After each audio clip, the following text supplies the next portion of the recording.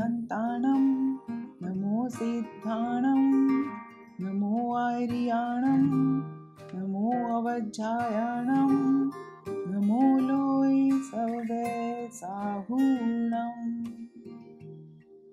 सभी को मेरा सादर जय जिनेंद्र। 6 ढाला।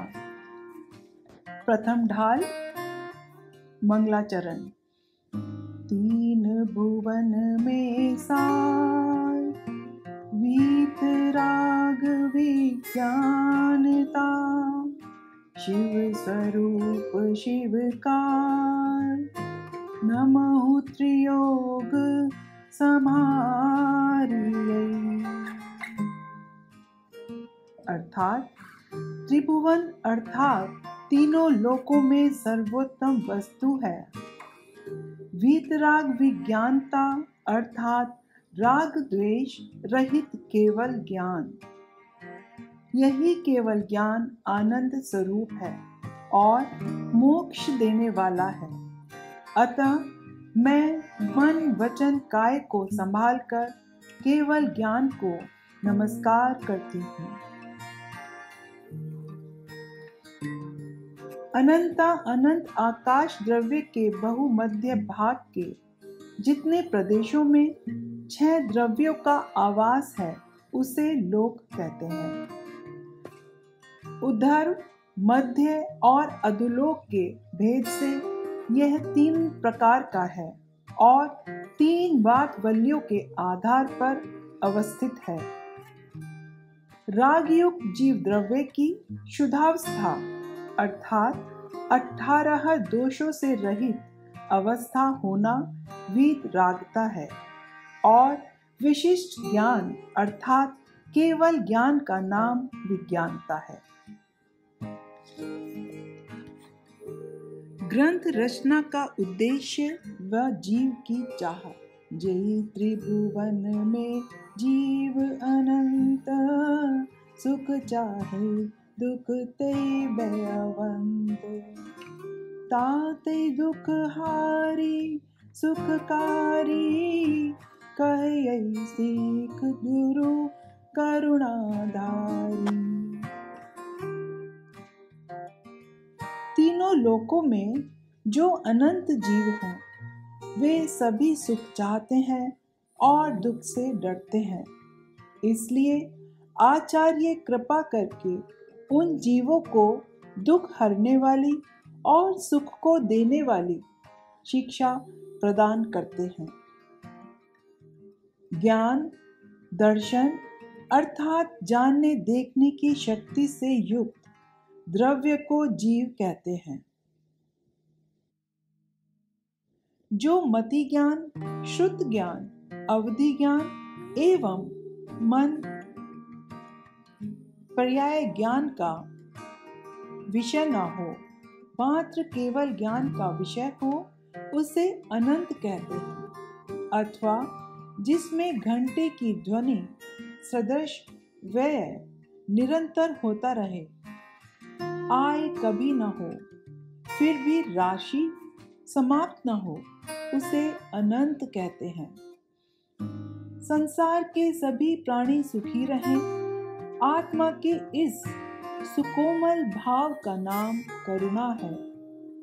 सम्यक दृष्टि जीव का यह सुकोमल परिणाम शुभ राग है। किंतु मोह का कार्य कदापि नहीं है। संसार भ्रमण का कारण ताहि सुनो भवि मन थिर आन, जो चाहो अपनो कल्याण। मोह माह मद पियो अनादि, भूल आपको भरमतवादी। अर्थात हे भव्य जीवो, यदि तुम अपनी भलाई या सुख चाहते हो तो उस कल्याणकारी उपदेश को स्थिर मन से सुनो।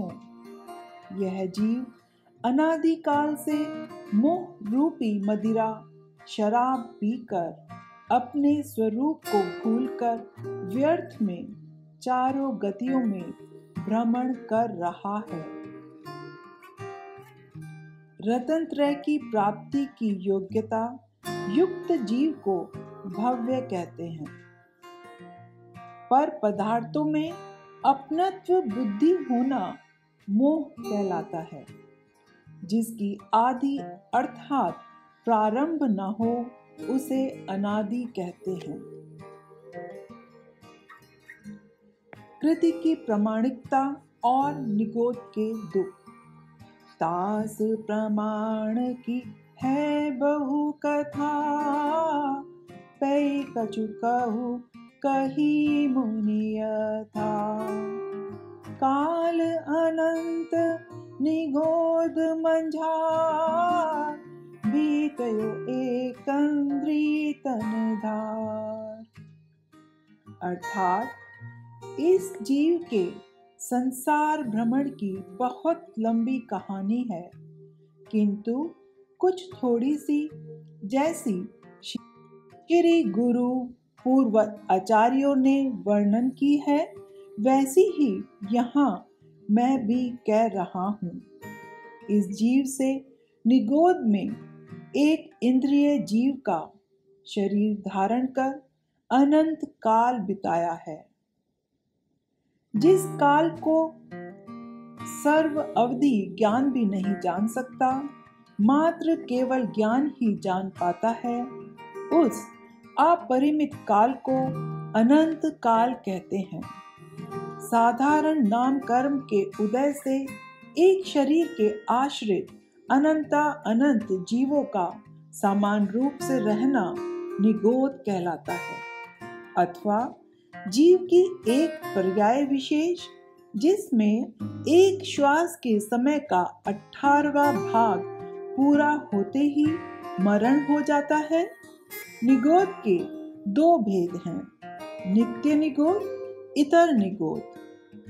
नित्य निगोद अर्थात जहाँ के जीवों ने अनादिकाल से आज तक त्रस की पर्याय प्राप्त नहीं की, वह नित्य नियोग कहलाता है।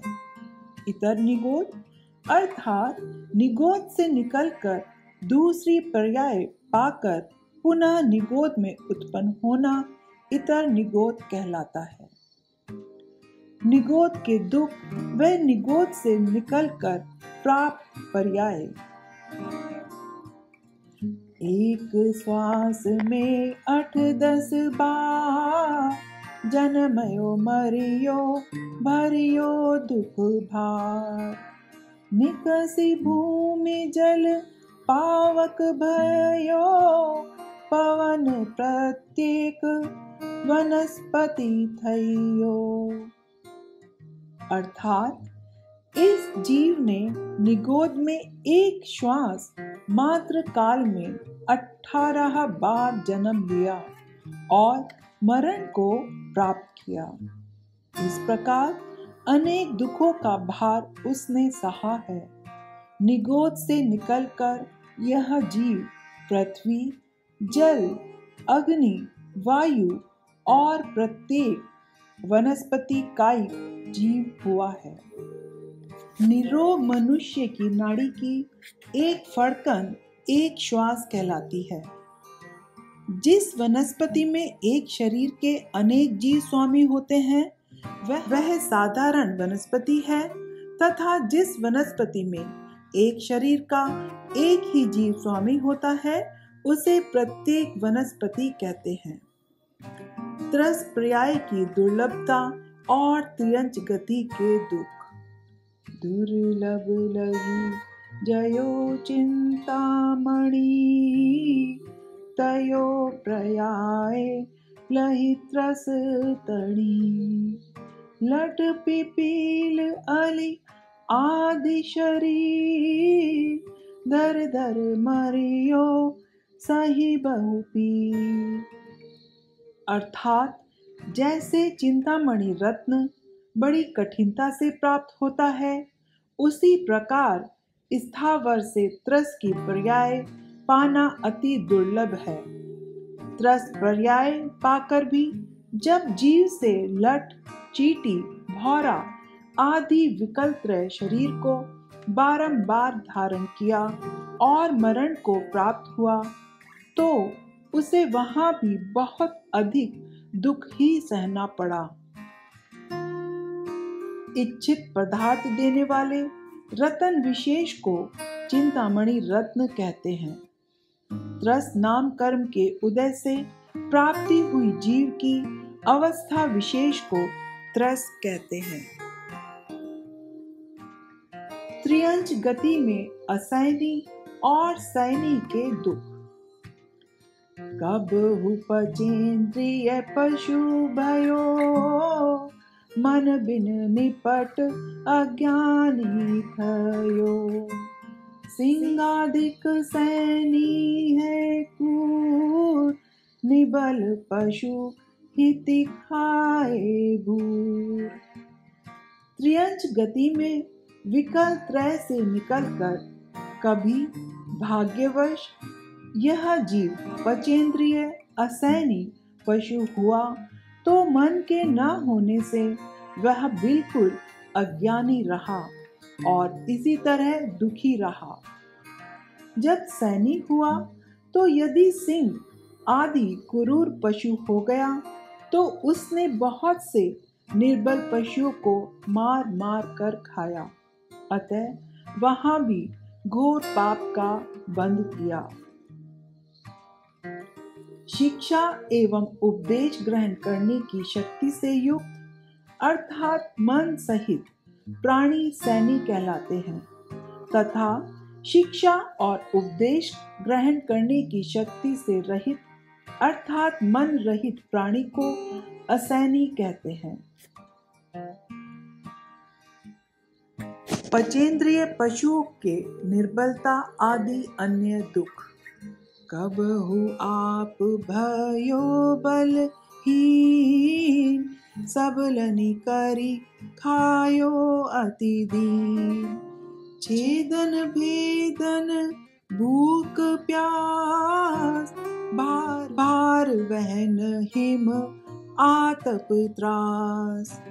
अर्थात कभी यह जीव निर्बल पशु हुआ तो बलवान हिंसक पशुओं द्वारा खाया गया, इससे बहुत दुखी हुआ। यदि खाया न गया और बचा रहा तो छेदा जाना, भेदा जाना। भूख प्यास सहना, भारी बोझ ढोना, सर्दी गर्मी सहना आदि अनेक प्रकार के दुख उठाता रहा। मायाचारी अर्थात मन वचन एवं काय की कुटिलता से मिथ्या उपदेश देने से, परिग्रह में अधिक ममत्व रखने से, शील व्रत भंग करने से, नील एवं कापोतलेश्य युक्त परिणामों से, मरण काल में ध्यान करने से, जाति एवं कुल में दूषण लगने से तथा स्वर्ण घी तेल आदि में मिलावट करके बेचने से त्रियंच गति में जन्म लेना पड़ता है।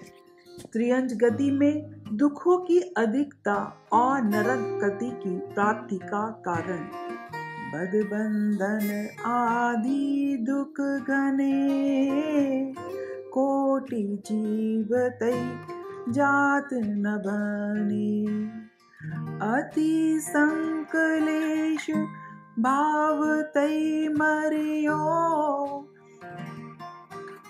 घोर श्वभ्र सागर में परियो। त्रियंच गति में इस जीव को मारे जाने, बांधे जाने आदि के अनेक दुख सहन करने पड़े, जिनका वर्णन करोड़ों जिह्वा से भी नहीं किया जा सकता। इस दुखमय दशा में यह जीव बहुत ही संकलेश परिणामों से मृत्यु को प्राप्त हुआ। उसके फलस्वरूप भयानक नरक गति रूप समुद्र में जा गिरा। शवभ्र नाम नरक का है, जहां जन्म लेते ही अनिवर्चनीय दुख भोगने पड़ते हैं तथा वहां अकाल मरण नहीं होता। नरक की भूमि स्पर्श और नदी जन्य दुख। तहाँ भूमि पर सत दुख इसो, बिच्छू सहस डसे नहीं तिसो। तहाँ राध शोणित वाहिनी, क्रमिकुल कलित देह दाहिनी। अर्थात उस नरक की भूमि के स्पर्श करने मात्र से ही इतना कष्ट होता है कि जितना हजारों बिच्छुओं के एक साथ शरीर में काटने पर भी नहीं होता है। नरक में पीव और रक्त की वैतरणी नदी बहती है। नरक में सेमर वृक्ष, सर्दी और गर्मी के दुख। सेमर तरुजुत दल असि पत्र, असि जयो देह विदारई तत्र। मेरु समान लोही गली जाए, ऐसी शीत उष्णता थाए। नरक की भूमि में ऐसे सेमर वृक्ष हैं जिनमें तलवार के समान तीक्ष्ण पत्ते लगे हैं, जो अपनी तीक्ष्ण धार से नारकी के शरीर को वहीं पर विदीर्ण कर देते हैं, टुकड़े टुकड़े कर देते हैं। वहां इतनी भीषण ठंड अथवा गर्मी होती है कि सुमेरु पर्वत के समान विराट लोहे का गोला भी गल जाता है। मेरु पर्वत जम्बूद्वीप के विदेह क्षेत्र में अवस्थित है। इस छंद में जो गाली शब्द आया है उसके दो अर्थ हैं, गलना और पिघलना। पहले, दूसरे, तीसरे, चौथे तथा पांचवें नरक के दूसरे तीसरे भाग में गर्मी है और पांचवें नरक के प्रथम, द्वितीय, तृतीय भाग में सर्दी है एवं छठवें तथा सातवें नरक में भयंकर सर्दी है। नरक में अन्य नारकियों व असुर कुमारों द्वारा उदरित और प्यास के दुख। तिल तिल करई देह के खंड, असुर बिड़ावई दुष्ट प्रचंड। सिंधु नीरतई प्यास न जाए, तो पल एक न बूंद रहाए। नारकी एक दूसरे के शरीर के तिल के बराबर छोटे छोटे टुकड़े कर देते हैं। दुष्ट प्रकृति के असुर कुमार जाति के देव वहां जाकर उन नारकियों को आपस में लड़ा देते हैं, जिससे वहां आपस में हमेशा कलह और द्वेष का वातावरण बना रहता है। नरक में नारकी को इतने जोर की प्यास लगती है कि यदि वह सारे समुद्र का पानी भी पी जाए तो भी प्यास नहीं बुझ सकती। फिर भी उन्हें पानी की एक बूंद तक पीने को नहीं मिलती। भवनवासी देवों के एक कुल का नाम असुर है। इन असुर कुमार देवों में अम्बाबरीश नामक देव तीसरे नरक पर्यंत जाकर नारकियों को स्वयं भी दुख देते हैं तथा आपस में लड़ाते हैं और उनका दुख देखकर प्रसन्न होते हैं। नरक की भूख, आयु और मनुष्य गति प्राप्ति का वर्णन। तीन लोक को नाज जुखाए, भी मिटई न भूख कड़ा न लहाए। ये दुख बहु सागर लौ सहई, करम जोग तई नरगति लहई। नरक में भूख इतने जोर की लगती है कि तीनों लोकों का संपूर्ण अनाज खा लेने पर भी वह मिट नहीं सकती, लेकिन वहां जो अनाज का एक दाना भी प्राप्त नहीं होता। नरक के तीव्र दुख इस जीव ने बहुत सागर तक सहे, फिर कहीं शुभ कर्म का संयोग मिलता है तो वह मनुष्य गति में जन्म लेता है। उन नरकों में यह जीव ऐसे अपार दुख कम से कम 10,000 वर्ष और अधिक से अधिक 33 सागर पर्यंत भोगता है। मनुष्य गति में गर्भवास और प्रसव जन्य दुख। जननी उदर बसयो नव मास, अंग सकुचतई पाई त्रास। निकसत जे दुख पाए घोर, तिनको कहत न आवई ओर। अर्थात यह जीव मनुष्य गति में माता के गर्भ में 9 मास तक रहा, जहाँ शरीर के सिकुड़े रहने से कष्ट पाया। माता के गर्भ से बाहर निकलते समय जो भयानक कष्ट इस जीव ने पाया है वह वर्णनातीत है। माता के रज और पिता के वीर्य के आधार से शरीर की रचना करने वाला यह जीव 10 रात्रि तक कलल रूप पर्याय में है, 10 रात्रि तक कलुषीकृत पर्याय में और 10 रात्रि तक स्थूलीभूत पर्याय में रहता है।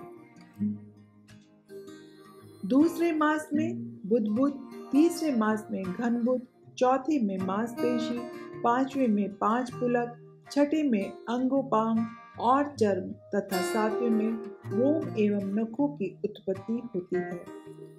8वें मास में स्पंदन क्रिया और 9वें या 10वें मास में निर्गमन होता है। मनुष्य गति में बाल्यावस्था, जवानी व वृद्धा अवस्था के दुख।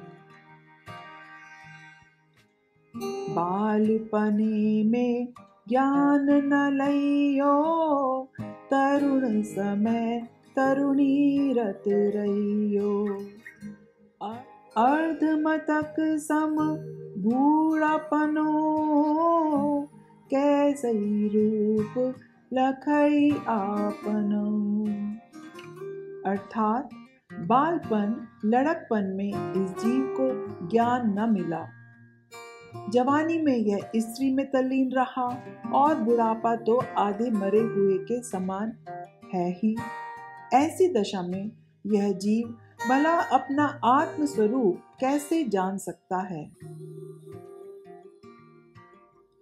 मेरी आत्मा चैतन्यमयी, अखंड, अमूर्ति एवं ज्ञान दर्शन का पिंड है। इस प्रकार के स्वभाव की श्रद्धा आज तक नहीं हुई। यही कैसे रूप लखे अपनो, इस पंक्ति का विशेष भाव है। देव गति में भव नत्रिक के दुख। कभी अकाम निर्जरा करई, भवन त्रिक में सुरतन धरई। विषय चाह दवानल धइयो, मरत विलाप करत दुख सहियो। अर्थात कभी इस जीव ने अकाम निर्जरा की तो मंद कषाय के परिणाम स्वरूप मरकर भवनवासी व्यंतर ज्योतिषी देवों में से किसी एक का शरीर धारण किया, परंतु वहां भी हर समय इंद्रियों के विषयों की चाह रूपी भयानक अग्नि में जलता रहा और मरते समय रो रो कर दारुण दुख सहन किया। अनायास भूख, प्यास, वेदना, रोग एवं आपत्ति विपत्ति आ जाने पर समता परिणामों से सहन कर लेना, अर्थात मंद कषाय द्वारा फल देकर कर्मों का स्वयं झड़ जाना अकाम निर्जरा कहलाती है। भवनवासी, व्यंतरवासी और ज्योतिषी देवों को भवंत्रिक कहते हैं। देवगति में वैमानिक देवों के दुख। जो विमानवासी हुथाया, सम्यक दर्शन बिना दुख पाया। दहति चय थावर तन धरई, यो परिवर्तन पूरे करई। अर्थात कभी यह जीव स्वर्ग में विमानवासी देव भी हुआ तो भी उसने वहां सम्यक दर्शन के अभाव में दुख ही पाया। आयु पूर्ण होने पर देव गति से जयकर वह त्रियंच गति में स्थावर के शरीर को धारण करने के दुख रूप कुगति भ्रमण करता है। इस प्रकार यह जीव संसार में पंच परिवर्तनों को पूरा करता है। विमानों में रहने वाले अथवा स्वर्ग एवं आदि में रहने वाले देव वैमानिक कहलाते हैं। स्थावर नाम कर्म के उदय से युक्त जीव स्थावर कहलाते हैं। चय शब्द का अर्थ मरण ही है, किंतु सौधर्म आदि विमान वासियों की गति उत्तम है, अतएव वहां से निकलने को चय होना इस शब्द का प्रयोग होता है। नरक गति एवं भवंतरिक ये गतियां हीन हैं, अतएव इनसे निकलने को उद्धार तथा त्रियंच और मनुष्य गति सम्मान्य है। अतः उनसे निकलने को काल करना इस शब्द का प्रयोग किया जाता है। द्रव्य क्षेत्र काल भव और भाव रूप संसार चक्र में परिभ्रमण करना परिवर्तन कहलाता है। तो ये था प्रथम ढाल। अगली वीडियो में द्वितीय ढाल। तब तक आप सबको मेरा सादर जय जिनेंद्र।